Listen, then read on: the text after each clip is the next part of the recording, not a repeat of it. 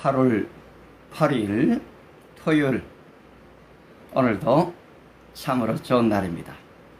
하나님의 축복이 여러분과 함께 하시기를 바랍니다. 우리는 이제까지 이 아가스, 구약 성경에 있는 아가, 가장 고상한 노래 중에 최고의 노래, 우리 이 희영님이, 행운님이, 금마마님이 제일 최초로 들어와 주셨습니다. 고맙습니다. 이렇게 지금 남녀 간의 사랑, 솔로몬 왕과 들판에 햇빛을 쬐면서 일하고 있는 이 슐람미 여인, 도저히 비교될 수 없는 이 남녀 같습니다만은 거기에 이 사랑의 노래들이 있는 것을 보았습니다. 아울러 우리는 이 아가스를 알기 위해서는 좀 이 배경이 필요하다. 그 내용이 첫 번째는 이 문맥적 해석이었습니다. 두 번째는 또 역사적, 문화적 배경을 좀 알면은 훨씬 양에 대한 비유, 포도원에 대한 비유, 바로 여기에 많은 비유들이 나옵니다. 그것들을 좀 이해할 수 있겠다 생각했습니다. 아울러 아가스만을 읽는 것이 아니고 성경 전체와의 이 연결을 할 때에 바른 해석을 가질 수가 있습니다. 단지 이게 남녀 간의 육체적 사랑인가, 아니면은 정신적, 영적인 사랑인가, 이것이 아담과 하와는 어떻게 연결이 되는가, 이것이 다윗과 그리고 그의 아내 미갈이죠. 이 미갈과 어떻게 연결이 되는가, 또 신랑 되신 예수님과 신부된 우리 성도와의 관계는 어떻게 되는지를 좀 살펴보게 된다면은 바로 이 아가스의 사랑을 좀 더 깊이 이해할 수 있을 것 같습니다. 근데 오늘 그때 당시, 바로 이 아가스가 기록될 당시의 시대적 상황, 그러니까 사실은 다윗, 솔로몬 시대가 BC 한 1000년으로 보고 있습니다. 그때 당시에 고대 이스라엘의 생활과 사랑은 어떠했던지 좀 볼 수가 있을 것 같습니다. 먼저는 그들이 살고 있는 바로 집입니다. 그리고 거주하고 있는 들판입니다. 고대 이스라엘 사람들의 생활은 오늘날처럼 집과 직장이 분리되어 있지를 않았지요. 가족은 함께 농사짓고 포도원을 관리합니다. 저도 그 오하이오주에 이 톨리도 시티 그 주변 좀 시골길을 가봤는데요. 포도원이 그냥 포도원이 아니었어요.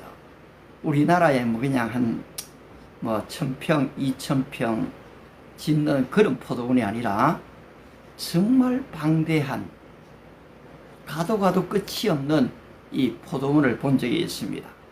그런데 사실 이 관리가 얼마나 어렵습니까? 그런데 식구들이 이 포도원을 함께 관리합니다. 양과 염소를 돌보지요. 바로 목축업이 성행했습니다. 또 그들은 곡식을 추수하고 포도주와 이 향품을 만들었습니다.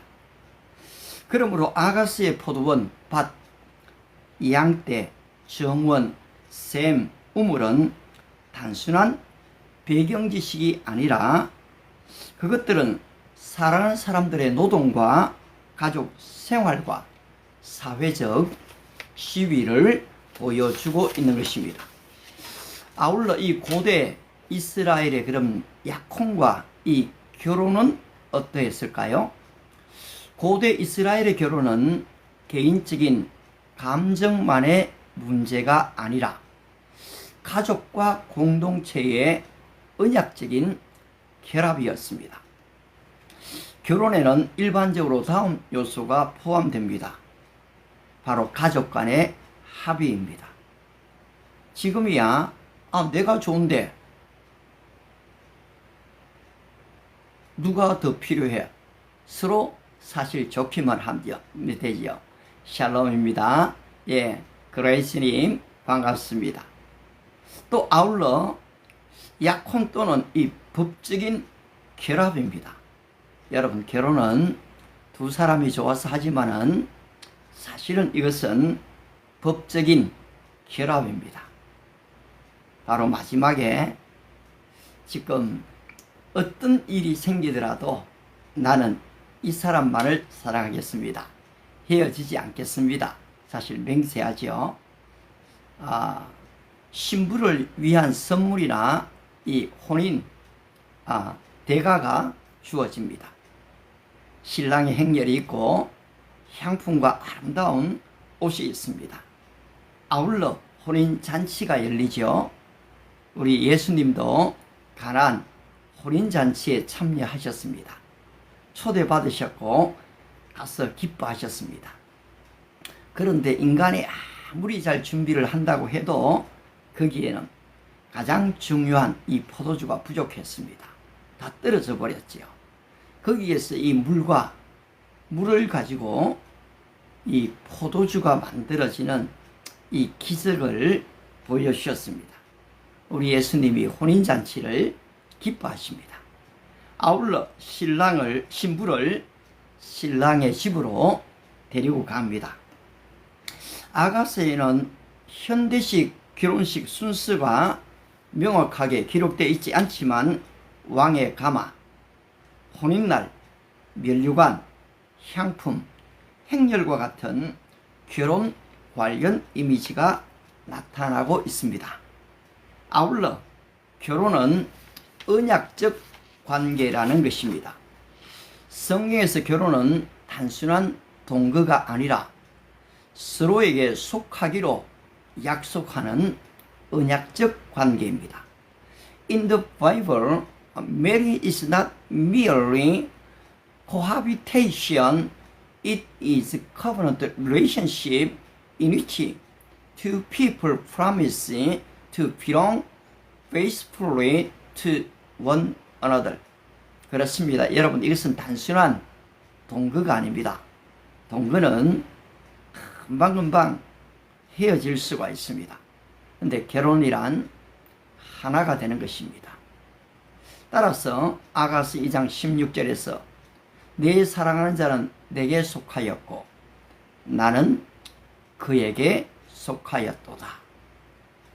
여러분, 이것은 신비입니다. 사실 자라났던 이 문화적 배경, 가정적 배경, 바로 언어의 톤의 배경, 성격, 모든 것이 다른 사람이 바로 사랑에 빠지고 한 몸이 된다는 것, 이거 참 쉽지 않은 일이지요. 그런데 이것이 바로 신비입니다. 이 표현, 내 사랑하는 자는 내게 속하였고 나는 그에게 속하였도다. 이 표현은 상대방을 나의 소유물로 만든다는 뜻은 아닙니다. 그것은 상호적인 소속, 충실함, 이 보호와 헌신을 말하고 있는 것이거든요. 성경 전체에서 결혼 언약은 하나님과 그의 백성의 관계를 설명하는 중요한 이미지가 됩니다. 자, 이렇게 해서 우리는 두 번째, 그렇다면 이 농업과 포도원에 관한 상징은 어떤 것들이 있는가? 여러분, 이 아가서의 본문에서는 포도원이 여러 번 등장을 합니다. 1장 6절, 2장 15절, 7장 12절, 8장 11절. 그러면 이 포도원의 그때 당시 실제적인 의미는 무엇일까요? 포도원은 고대 이스라엘에서 중요한 가족 재산이었습니다. 포도나무를 심은 뒤 열매를 얻기까지 여러 해가 필요했기 때문에 포도원은 오랜 노동과 돌봄이 필요한 그런 장소였습니다. 포도원에서 다음과 같은 일을 했습니다. 땅을 먼저 고르게 되죠. 그리고 돌을 제거하게 됩니다. 포도나무를 심고 가지를 잘라줍니다. 아울러 이 이리떼들이 들어오지 못하도록 담이나 울타리를 씌웁니다. 아울러 거기에는 우리 옛날 포도밭에 혹시 누가 포도를 훔쳐가는가 싶어서 망대를 세운 것처럼 이 포도밭에도 망대를 세웁니다. 여우와 이 짐승들을 막습니다. 포도원을 수확하죠. 포도즙을 짜냅니다. 포도원은 생계와 재산, 가문의 유산과 관련되어 있습니다. 나봇이 아합 왕에게 포도원을 팔지 않으려 한 것도 이 포도원이 조상의 유산이었기 때문이었습니다. 그렇다면 이 아가스에 나타나 있는 상징적인 의미는 어떤 것일까요? 아가스에서 포도원은 여러 의미를 가집니다. 여인이 돌보아야 할 실제적 노동 현장, 바로 여인들도 일을 했으니까요. 또 아울러 자신의 몸과 이 아름다움, 여러분 포도나무가 잘 맺히게 되면은 그 열매가 얼마나 이 아름답습니까? 따라서 이것이 여인의 몸과 이 아름다움이 된다는 것입니다. 우리 예수님도 나는 포도나무요 너희는 가지니 라고 말씀하신 것처럼 바로 이 사랑의 관계를 나타내 주는 것이 바로 이 포도나무입니다. 아울러 이 포도나무는 보호하고 가꾸어야 할 인생이 된다는 것입니다. 내 어머니의 아들들이 나에게 놓아여 포도원 지기로 삼았습니다. 나의 포도원은 내가 지키지 못하였구나. 여기서 나의 포도원은 실제 포도원일 수도 있지만은 문맥상 여인 자신의 몸과 삶과 사랑을 가리키는 바로 중의적인 여러 가지 뜻을 포함하고 있는 것이 바로 나의 포도원입니다. 그렇다면 이 포도원이 성경 전체적인 의미는 좀 어떤 것일까요? 성경에서 포도원은 자주 하나님의 백성을 상징하고 있습니다.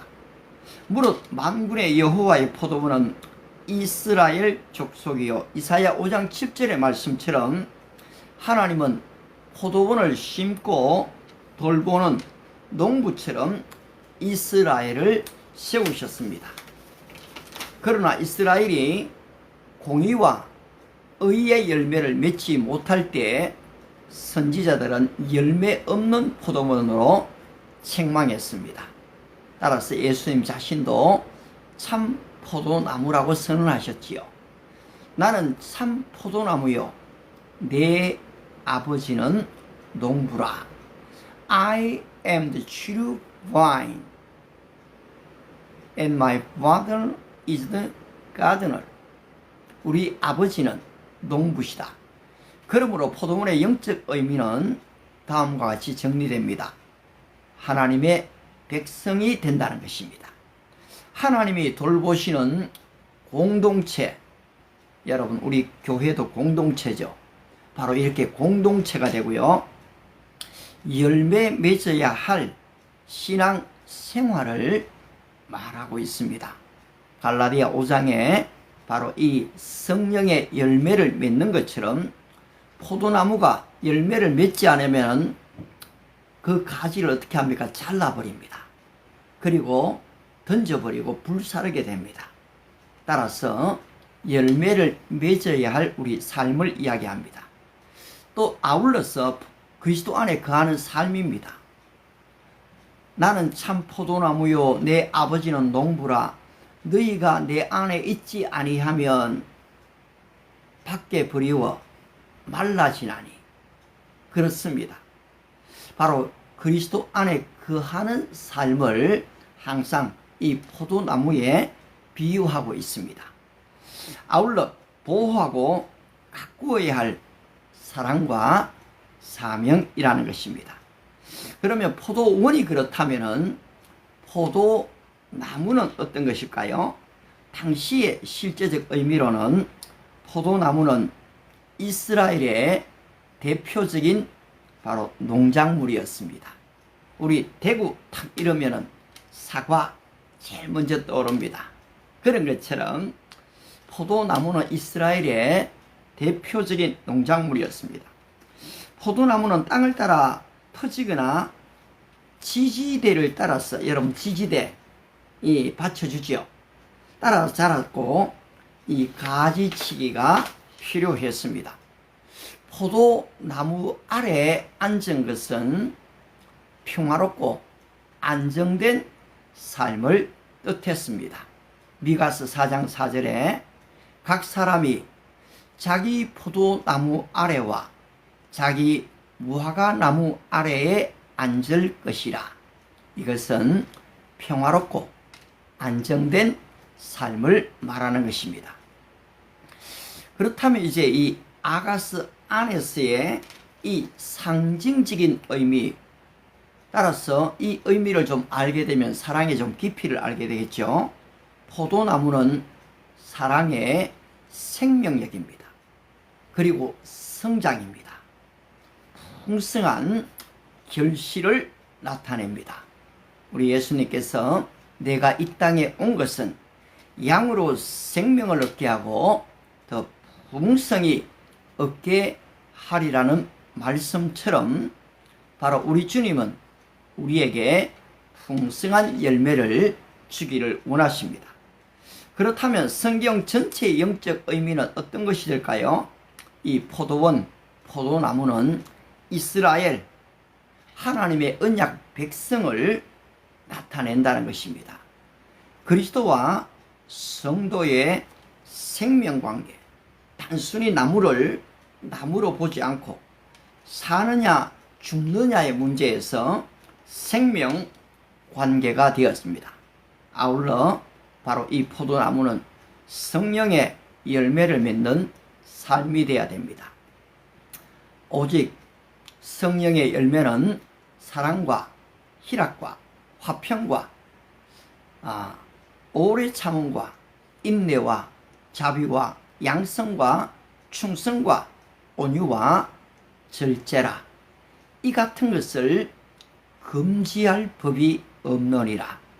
여러분, 이 열매를 맺지 못해야 될 법이 없다는 것입니다. 그 어떤 것으로도 이 열매 맺는 삶을 막을 수가 없다는 것입니다. 가지가 포도나무에 붙어 있어야 열매를 맺는 것처럼 성도는 그리스도 안에 거할 때에 열매를 맺게 됩니다. 그렇다면 이 포도원이 있었고 포도나무가 있었는데 실질적인 포도송이, 포도 열매는 무엇을 의미하는 것일까요? 바로 그때 당시에 이 포도송이, 포도 열매는 잘 익은 포도송이는 풍성함과 이 농사의 성공을 나타냈습니다. 가나안 땅을 탐지하러 갔던 정탐꾼들이 큰 포도나무를 가져왔습니다. 그것은 그 땅에 이 풍요를 보여주기 위한 것이었습니다. 따라서 바로 이 포도송이, 이 안에는 또 상징적인 의미가 있습니다. 여러분, 잘 맺은 포도송이 탐스럽지요? 아름답습니다. 풍성한 이 관계, 사랑을 볼 수가 있습니다. 아울러 성숙과 매력과 기쁨을 나타내주고 있습니다. 보기만 해도 그런데 그 잘 익은 포도송이를 먹을 때 어떻겠습니까? 그렇다면 성경 전체의 영적 의미도 볼 수가 있습니다. 포도 열매는 하나님께서 기대하시는 의와 순종의 열매를 나타낼 수가 있다는 것입니다. 근데 여러분, 포도 열매가 맺히기 전에 포도꽃이 피게 됩니다. 포도나무는 꽃을 피워 향기를 토하는구나. 그러면 이 포도꽃은 어떤 의미입니까?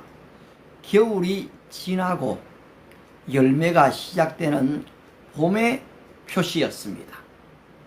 포도꽃은 사랑이 시작되고 관계가 성장하는 그 시기를 말합니다. 따라서 성경의 영적 의미로 새로운 생명, 예. 영적 성장의 시작, 하나님이 주시는 네. 새로운 계절, 열매를 기대하게 하는 은혜를 말해주고 있습니다. 그러면 이 포도를 수확한다는 그 의미는 포도 수확은 대개 늦여름부터 초가을에 이루어졌습니다.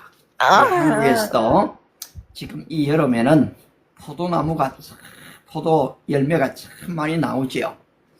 포도 종류도 여러 가지가 있습니다만은 참 맛이 있습니다. 따라서 가족과 일꾼들이 함께 포도를 따고 포도즙틀에서 포도즙을 짰습니다.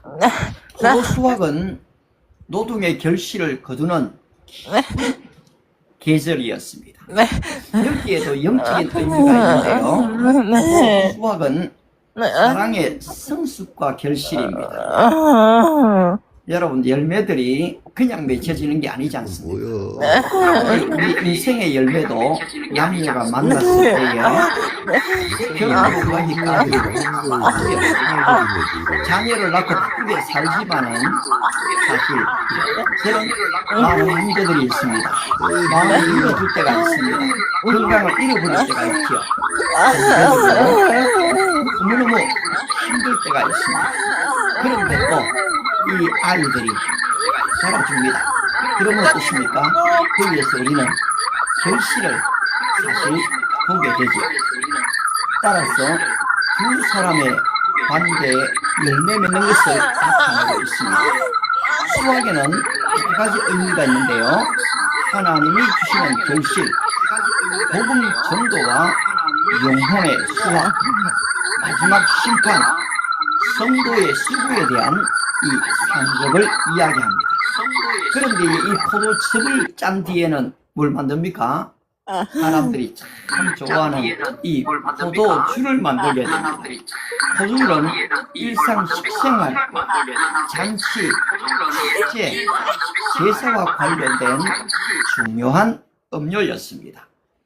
고대에는 저장과 운반이 쉬웠고 물과 섞어 마시기도 했습니다. 근데 여기에도 상징적인 의미가 있습니다. 포도주는 사랑의 기쁨과 황홀함을 나타냅니다. 종종 음료, 술을, 와인을 마시는 분들이 한번 한 잔 탁 하고 나면 아주 그 얼굴에 기쁨이 나타나고 또 아름다운 여인을 보면 황홀에 이 취하는 것을 볼 때가 있습니다. 따라서 아가서에서는 내 사랑이 포도주보다 나음이로다. 여러분, 포도주에도 기쁨과 황홀이 있는데 바로 이 술람미 여인의 사랑이 포도주보다 훨씬 낫다는 것입니다. 이런 사랑하는 사람과의 관계가 잔치의 포도주보다 더 큰 기쁨을 준다는 것입니다. 여러분, 그렇습니다. 아무리 세상에 좋은 것들이 많아도 결국은 관계입니다. 돈을 많이 벌었는데 바로 아무도 기뻐해 주는 사람이 없다면 사실 그 돈이 의미가 없어져 버리게 됩니다. 위대한 성공의 자리에 이르렀는데 아무도 박수 쳐주지 않는다면 얼마나 슬픈 일이겠습니까? 우리 또 연속 이어서 시모네님 또 들어오셔서 감사합니다. 우리 김정수 권사님 조용히 또 시청해 주시는 것도 감사합니다. 아울러 여기에도 영적 의미가 있습니다. 포도주는 문맥에 따라 여러 의미를 가지게 됩니다. 하나님의 축복과 기쁨입니다. 잔치와 salvation, 구원입니다. 언약의 피, the blood of the covenant, 언약의 피를 나타내고 여러분, 우리 포도주로 성만찬을 하지 않습니까? 이것이 바로 예수 그리스도의 이 보혈, the blood of the covenant, 바로 언약의 피라는 것입니다. 성찬에서 그리스도의 피를 나타내는 표지가 되어집니다. 지나친 음주와 방종에 대한 경고가 또 아울러 되어지기도 합니다. Warning against drunkenness and excess. 예수님께서 가나 혼인잔치에서 물을 포도주로 바꾸신 사건은 메시아의 풍성한 구원잔치를 보여주는 것입니다. 그렇다면 이 포도즙이 있고 포도즙 틀, 포도를 만들기까지의 바로 이 틀이 있지요. 포도즙 틀은 돌을 파거나 단단한 장소에 만든 시설로 사람들이 포도를 밟아 즙을 냈습니다. 여기에도 상징적인 의미는 포도 문화의 배경을 이해하는 데 있어서 중요한 의미를 나타냅니다. 포도즙 틀은 두 가지의 이 상반된 이미지가 있는데요. 하나는 풍성한 수확과 축복이 있고 또 하나는 하나님의 심판과 진노가 있다는 것입니다. 요한계시록에서는 진노의 포도주 틀은 세종 심판을 나타내고 있습니다. 아울러 여우가 등장을 합니다. 지난주 사실 앞으로 결혼을 앞둔 국제 커플입니다. 이 이란과 그리고 이 한국인 두 자매가 사랑에 빠졌고 지금 결혼을 앞두고 성경 공부를 좀 하고 있는데요. 여기에 이 사랑을 허무는 포도밭을 허무는 바로 여우가 등장합니다. 우리를 위하여 여우, 곧 포도원을 무너뜨리는 작은 여우를 잡아라. 우리의 포도원에 꽃이 피었습니다. 아가서 2장 15절입니다. 여우나 자칼과 같은 작은 동물은 포도원에 들어가 어린 싹과 꽃과 열매를 해쳤던 것입니다. 따라서 작은 여우는 사랑의 관계를 서서히 파괴시키는 작은 문제들을 말해주고 있습니다. 여러분, 이 가정 안에 일어난 일들이 물론 사건, 사고 많습니다만은 많은 경우에 작은 문제들로부터 시작이 됩니다. 때로는 무관심이지요. 이 말에 대한 오해가 주어집니다. 괜히 그냥 미워요. 질투가 있습니다. jealousy, neglect, misunderstanding, 거짓말이 있습니다. yes, 거짓말, liar. 반복되는 작은 상처들이 있습니다. repeated small offense, 아울러 해결되지 않는 이 갈등의 문제들이 우리 삶 속에 늘 도사리고 있죠. 아울러 우리 내면, 내 마음 안에, 가정 안에만 이런 문제가 있는 게 아니라 바로 외부에서 침입하는 유혹들이 있습니다.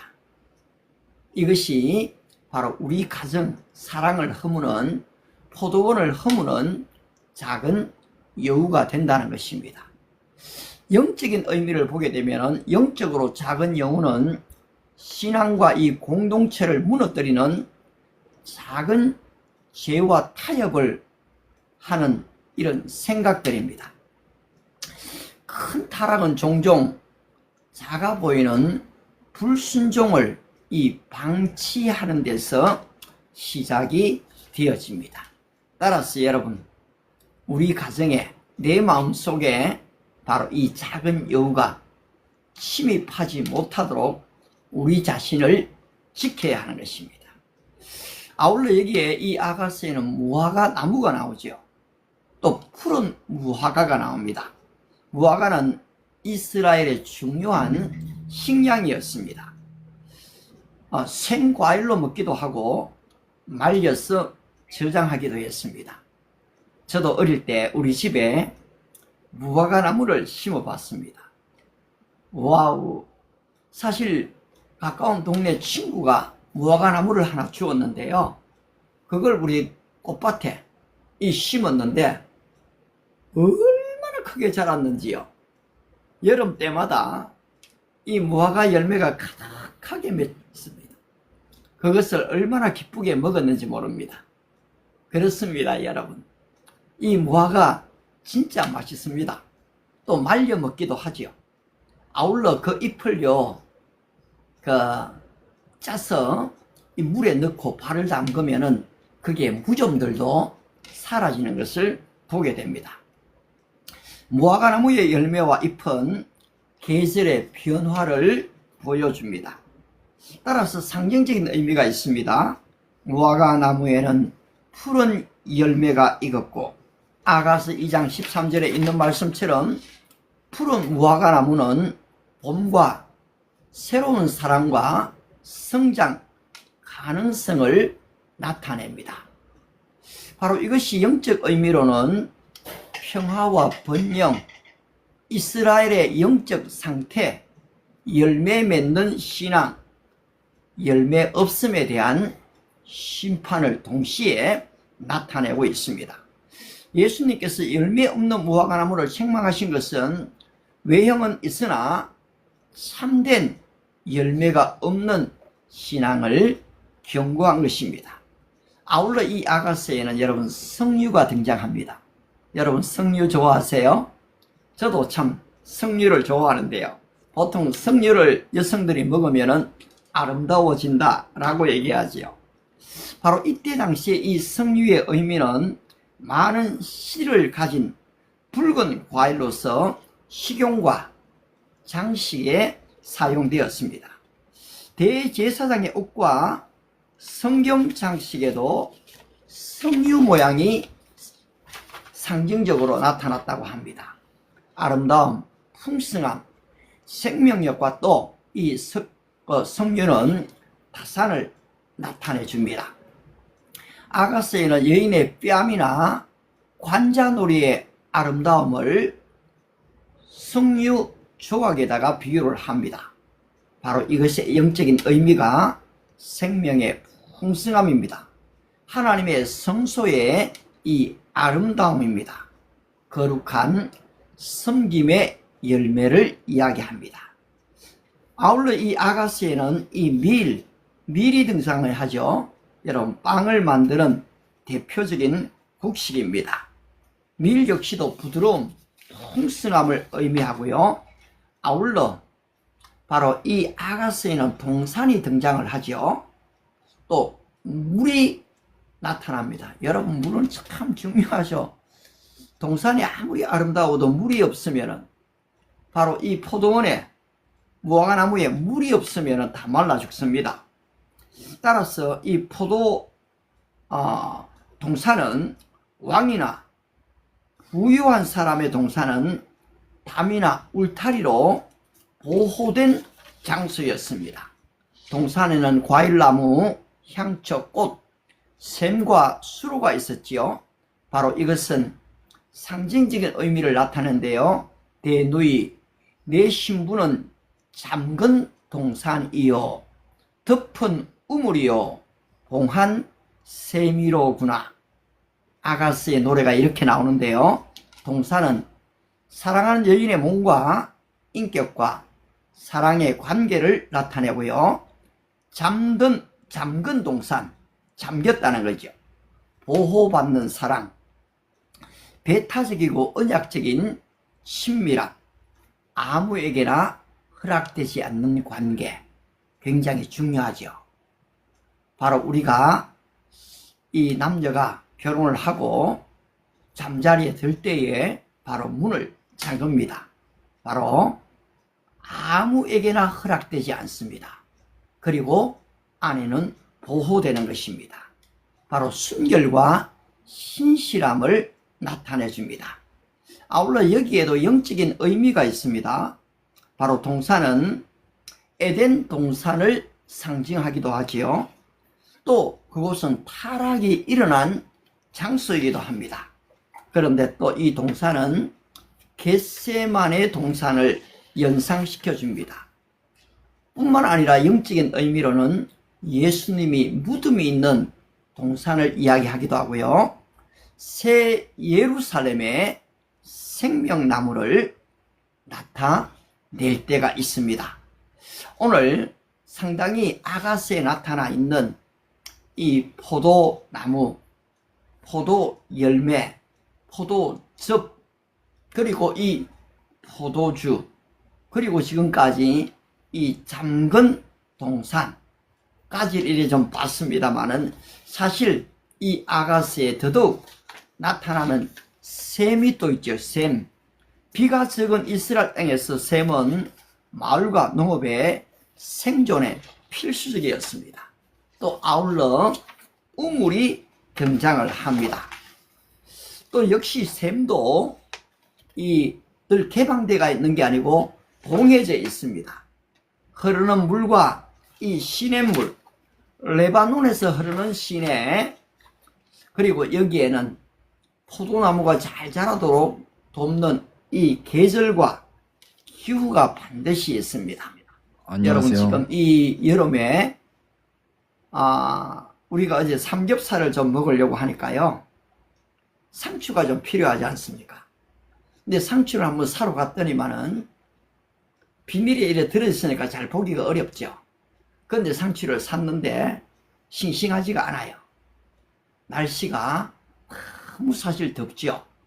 그러다 보니까 지금 이 열매들이 그다지 좋지를 못합니다. 오늘 이 이상기후 엘니뇨 현상 때문에 오늘 전 세계가 지금 난리가 나고 있습니다. 또 아울러 불도 지금 많이 일어나는 것을 보게 됩니다. 우리 인생살이가 참 쉽지가 않습니다. 따라서 오늘 우리는 이 모든 것을 바로 주관하고 다스리시는, 나는 참 포도나무요 너희는 가지라, 저가 내 안에 내가 저 안에 있으면 이 사람은 과실을 많이 맺나니 나를 떠나서는 너희가 아무것도 할 수 없음이라. 우리 선생님 귀한 선물 감사합니다. 늘 좀 주님 안에 참 포도나무 대신 하나님 안에 거하심으로 아름다운 열매가 풍성케 되시기를 기도하고 축복합니다. 오늘 조용히 사실 거의 한 40분을 여러분이 들어주셨는데요. 그렇습니다. 어떤 의미에서는 좀 말씀을 좀 말씀되게 증거하기 위해서는 좀 때로는 인사도 잘 못하고, 때로는 좀 들어오신 분들 소개도 잘 못하는 그런 사정이 있습니다만은 또 잘 이해해 주셔서 고맙습니다. 그렇다면 오늘 바로 이 아가스에 나타나 있는 술람미와 이 솔로몬의 관계, 그리고 영적 의미로 신랑 되신 예수님과 이 성도와의 관계, 바로 이 사랑은 어떻게 성숙될 수가 있는 것일까요? 우리 예수님께서 기도하셨죠. 아버지께서 나를 사랑하신 것 같이 나도 너희를 사랑하였으니 내 사랑 안에 거하라. 요한복음 15장 9절입니다. 예, My Father has loved me as I have loved you. Remain in my love. 우리 예수님께서 사랑의 초대를 하셨거든요. 오늘 저와 여러분들이 예수님을 믿는다는 게 그냥 하나의 종교 생활을 하시는 게 아니시잖아요. 종교 생활을 하면은 여러분 내 안에 변화가 일어나질 않습니다. 종교 생활을 하면 윤리 도덕적인 삶은 될지 모르지만은 진정한 인격적 삶, 이 관계적 삶, 바로 자유한 삶이 되지를 못합니다. 따라서 예수님께서 이 땅에 오신 목적은 우리에게 자유를 주시기 위함이셨거든요. 그 주님이 말씀하시죠. You will know the truth. The truth will set you free.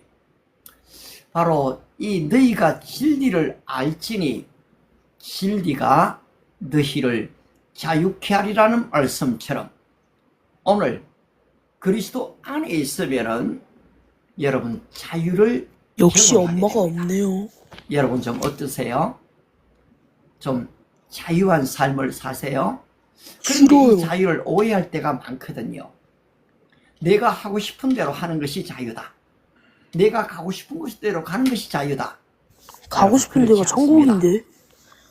바로 이 자유는 내가 하고 싶은 대로 하는 것이 자유가 조용히 해, 아니라 새끼야. 여러분 이 자유를 내 스스로 제한시키는 자유가 있습니다. 양식이 선을 향한 하이요. 자유가 있는 것이거든요. 우리 인간 본성에서 나오는 것은 대부분 죄를 향한 자유입니다. 저죄 안 무엇인가로부터의 지었는데요. 벗어나기 위한 자유지요. 바로 유럽의 자유가 바로 그러했습니다. 네. 몽건 군주들로부터의 자유였습니다. 바로 그 자유는 이 교황으로부터의 엄마. 자유였습니다. 비스비. 유럽의 자유가 그러했습니다. 바로 투쟁을 통해서 얻어낸 자유였지요. 그런데 이 성경 안에서의 자유는 니엄 진리 응디. 따라서 우리는 진리를 발견합니다. I am the way, I am the truth, I am the life. 진리가 무엇입니까? I am the truth. No one comes to Father through except Jesus Christ. 그리스도 예수로 말미암지 않고는 갈 수 없는 아버지 품. 바로 그 안에 자유가 있다는 것입니다. 오늘 참 놀랍네요. 6.5. 참 우리 좋아요를 눌러주신 한 분 한 분들 너무 감사드리고요. 귀한 선물을 보내주시는 분들 너무 고맙습니다. 아울러 이 팔로우를 눌러주시고 바로 이 영상을 좀 다른 사람도 들으면 좋겠어요. 공유해 주시는 분들에서도 너무 고맙습니다. 여러분들의 이런 적극적인 참여로 사실 이 알고리즘이요 계속해서 뿌려주고 있는 것을 보고 있습니다. 지금 이 방송을 한 지가 9개월째가 됐는데 제가 요즘 갈등들이 좀 있습니다. 왜냐하니까 해외에서 들어오는 사람들이 지금 적지를 않습니다. 이 사람들의 필요를 어떻게 채워줄 수 있는가? 그리고 여기는 크리스찬이 있는가 하면은 이 넌 크리스찬 가나안 성도 코로나 이후로 안 나가라는 분들도 계십니다. 어제도 한 분이 내가 어릴 때는 엄마의 품에 앉아서 예배를 드리고 말씀을 듣고 거기서 잠을 잤는데 성인이 된 지금은 혼자 교회 나가는 것이 너무 쑥스럽네요. 교회를 나가지 않는 분의 이야기를 들었습니다. 바로 이 방송은 그런 한 분을 위해서 하는 방송이 될 수 있습니다. 그렇습니다. 바로 그분의 이 잃어버린 신앙을 회복시킬 수 있다면 바로 이 방송은 의미가 있습니다. 마음이 무너진 분들, 직장을 좀 잃어버린 분들, 그리고 아울러서 건강까지 무너져 버린 분들도 세상에 적지 않습니다. 아울러 우리 자녀들이 가지는 고민들도 참 많습니다. 자녀를 어떻게 양육해야 되지요? 어떻게 건강하게 해야 되지요? 진짜 이 AI 문명 전환 시대 속에서 스마트폰을 보여주어야 하나요? 말아야 하나요? 여러분 참 문제들이 우리 인생살이에 많습니다.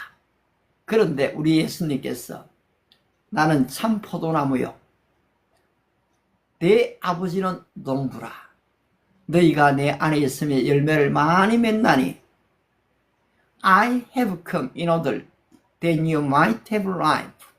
우리 예수님이 오신 목적이 생명을 얻게 하고 더 풍성히 얻게 하려는 데 있지 않습니까? 따라서 여러분들이 바로 참 포도나무 되신 예수 그리스도, 그 안에 있으면 하나님의 이 보호하심을 덧느끼게 됩니다. 하나님, 오늘 이 자리에 들어온 우리 한 분 한 분들을 축복해 주시길 바랍니다. 마음이 무너진 분들이 다시 한번 일어나는 은혜를 주시고, 육체적으로 이 질병이 엄습해서 마음이 무너지고 육체가 무너지는, 심지어 가정까지 무너지려는 위기에 있는 사람들을 주님이 건져주시기를 간절히 바랍니다. 믿음을 잃어버렸던 한 분 한 분들, 어릴 때 추억을 기억하고 주님의 몸된 교회로 나아갔을 때 생명의 말씀과 부딪힘이 있는 은혜를 주시기 바랍니다. 단순히 교회 건물을 나가는 그런 일요일의 신자가 아닌 생활 속에서 성경을 통해 주님을 만나는 성숙된 성령의 9가지 열매가 주렁주렁 맺히는 예수의 제자의 삶이 되는 은혜와 축복도 주시기 바랍니다. 우리 이성진님, 또 그리고 김정수 권사님, 에즈라님, 여러 우리 또 해외에서 들어오시는 한 분 한 분들, 좋아요를 누르고 팔로우를 하며 아울러 이 영상을 공유하는 한 분 한 분들, 하나님께서 그 마음에 기쁨도 주시고 사랑도 주시고 오늘도 끊임없는 평화로 함께하여 주십시오. 예수님의 이름으로 기도합니다. 아멘. 그렇습니다. 여러분, 바로 이 방송은 여러분을 위한 방송입니다. 여러분 자신이 우리 베레타님 고맙습니다.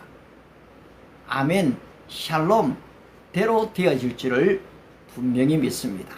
권사님의 좋아요도 계속해서 바로 이 방송을 해외로 뿌리게 만드는 우리 크리스님, 아멘입니다. 너무너무 고맙습니다. 바로 이렇게 믿음의 사람들이 들어오게 되니까요, 우리 크리스님이 사실은 해외에서 들어오셨죠. 권익진님 또 이렇게 귀한 선물을 보내셨는데요.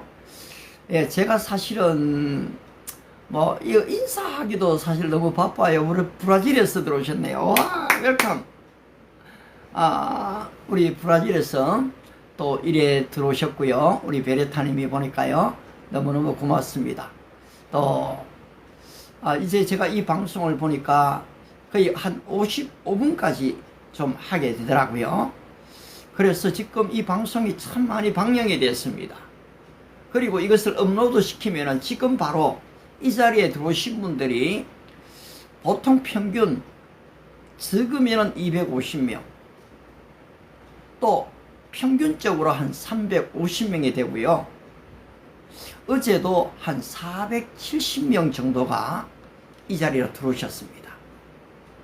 여러분, 제가 어디에서 이 500명 정도의 사람들을 이 한 시간에, 그것도 브라질에서, 그리고 터키에서, 아울러서 또 때로는 영국에서, 독일에서 들어오는 분들을 만날 수가 있겠습니까? 너무 참 감사한 일이고요. 그런데 저분들의 이 필요들이 다 있습니다. 어떤 분들은 좀 한국어를 배우기 원하시고요. 어떤 분들은 좀 이제는 유창하게 말을 하면 좋겠다 라는 분도 계세요. 또 어떤 분들은 믿음에 좀 회복이 되어지기를 바랍니다. 어떤 교회를 좀 나가면 좋겠습니까? 묻는 분들도 또 계시고요. 그 다음에는 무엇보다도 이 믿음의 회복을 위해서 기도하는 분들도 참 많이 계십니다. 제가 다 그 필요를 채워드릴 수 없지만은 주님의 은혜와 사랑이 말씀을 통해서 여러분의 삶을 풍성케 하실 것을 정말 믿습니다. 제가 오늘 이렇게 하는 것은 저희의 지식이나 저희 어떤 정보들을 여러분과 나누려고 하는 것은 아닙니다.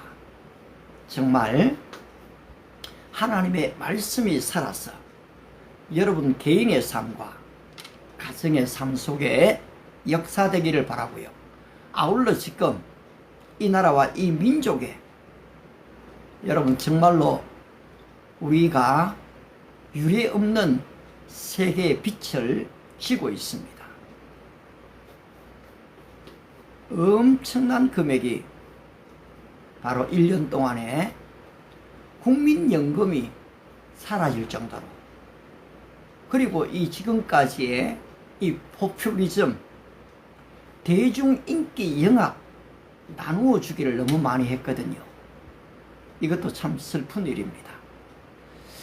이 베네수엘라처럼 되지 말라는 법이 없는 큰 어려움을 오늘 우리의 젊은이들에게 남길 것 같아서 참 두렵습니다. 따라서 우리가 정치 지도자를 잘 뽑아야만 합니다. 지도자 한 사람에 의해서 나라의 운명이 사실 달려 있고요. 이 국민들은 정말로 깨어서 이 정치에 관심을 갖고 우리가 기도할 필요가 있습니다. 저도 일주일에 한 번은 올림픽 공원에 갑니다. 솔직히 가보면요, 아무것도 없어요. 그냥 태극기 하나 들고요, 그냥 외치는 그 구호밖에 없습니다. 그런데 이게 벌써 지금 2달이 넘었었습니다.